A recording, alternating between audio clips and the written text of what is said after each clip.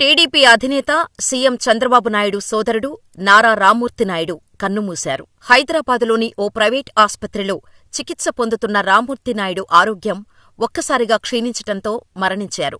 చిన్నాన్న రామ్మూర్తి నాయుడు గురించి తెలుసుకున్న మంత్రి నారా లోకేష్ అన్ని కార్యక్రమాలను రద్దు చేసుకుని అమరావతి నుంచి హుటాహుటిన హైదరాబాద్ బయలుదేరారు. మరి కాసేపట్లో నారా లోకేష్ హైదరాబాద్ చేరుకోనున్నారు. ఈ విషయం తెలుసుకున్న వెంటనే ఢిల్లీ పర్యటనలో ఉన్న సీఎం చంద్రబాబు నాయుడు సైతం తన కార్యక్రమాలను రద్దు చేసుకున్నారు. ఢిల్లీ పర్యటన అనంతరం మధ్యాహ్నం నుంచి మహారాష్ట్ర వెళ్లాల్సి ఉంది. కానీ సోదరుడి మరణ వార్త తెలియటంతో మహారాష్ట్ర పర్యటనను రద్దు చేసుకున్నారు.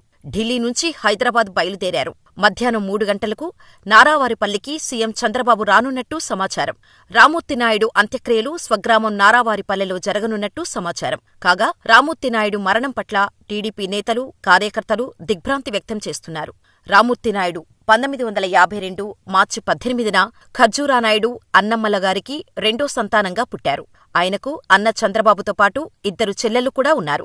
వ్యవసాయ కుటుంబంలో పుట్టిన రామ్మూర్తి నాయుడు గారికి చదువు కంటే ఎక్కువగా వ్యవసాయం చేయటంపైనే ఇంట్రెస్టు ఉండేది. వ్యవసాయంతో పాటుగా కళారంగమన్నా కూడా ఎంతో ఇష్టం చూపించేవారు. ఆ ఇష్టంతోనే ఎన్నో నాటకాలలో నటించి నటుడిగా పేరు సంపాదించుకున్నారు.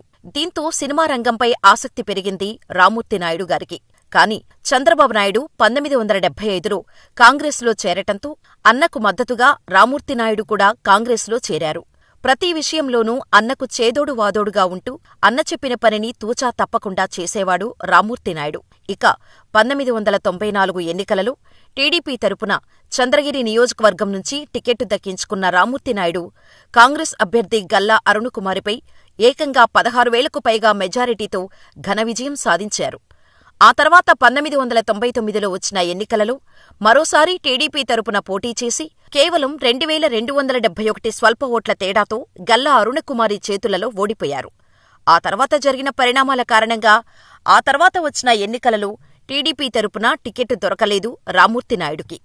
ఇక 2003లో సోనియాగాంధీ ఆధ్వర్యంలో కాంగ్రెస్లో చేరిన రామ్మూర్తి నాయుడు తన అన్నకు వ్యతిరేకంగా బైక్ ర్యాలీ చేశారు. అంతేకాకుండా అధిష్టానం ఆదేశిస్తే అన్నపై పోటీ చేస్తానని కూడా ప్రకటించారు. ఇక 2004లో ఇండిపెండెంట్ అభ్యర్థిగా పోటీ చేసి ఏకంగా 31,000 పైచిలుకు ఓట్ల మెజారిటీతో గెలిచి తన ఆధిపత్యాన్ని చూపించుకున్నారు. అయితే ఆ తర్వాత సొంత అన్న చంద్రబాబుతో వచ్చిన విభేదాల కారణంగా అన్నకు వ్యతిరేకంగా మారారు. అలా కాంగ్రెస్ పార్టీలో చేరారు రామ్మూర్తి నాయుడు. ఆ తర్వాత నుంచి రామ్మూర్తి నాయుడు బయట ప్రపంచానికి కనిపించకుండా పోయారు.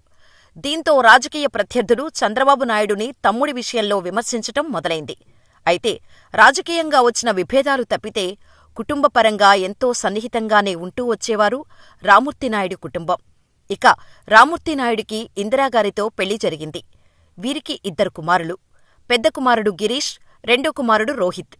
గిరీష్ తెలుగుదేశం పార్టీ తరపున ఎన్నోసార్లు ప్రచారంలో పాల్గొన్నారు. ఇక రోహిత్ విషయం అందరికీ తెలిసిందే. సినిమా హీరోగా రాణిస్తున్నారు ఇప్పుడు. తాను సినిమాల్లోకి వెళ్లాలని అనుకుంటున్నాను అని రోహిత్ చెప్పగానే ఫ్యామిలీలో మొదట సంతోషించింది రామ్మూర్తి నాయుడు గారే. ఎందుకంటే తాను ఎలాగూ హీరోగా సినిమాల్లో నిలదొక్కుకోలేకపోయినా కనీసం కొడుకైనా సినిమాల్లో రాణిస్తాడని అనుకున్నారు. దీంతో రోహిత్ సినిమాల్లోకి వెళ్లేందుకు సపోర్ట్ చేశారు. అలా రోహిత్ 2009లో వచ్చిన బాణం మూవీతో సినీ ప్రేక్షకులకు పరిచయమయ్యాడు. ఇటీవలే నారా రోహిత్కు వివాహం నిశ్చయమైంది. సీఎం చంద్రబాబు నాయుడు సమక్షంలో హైదరాబాదులో అత్యంత వైభవంగా నిశ్చితార్థం వేడుక జరిగింది. కొడుకు పెళ్లి చూడాలి అన్న కోరిక తీరకుండానే కన్నుమూశారు రామ్మూర్తి నాయుడు గారు.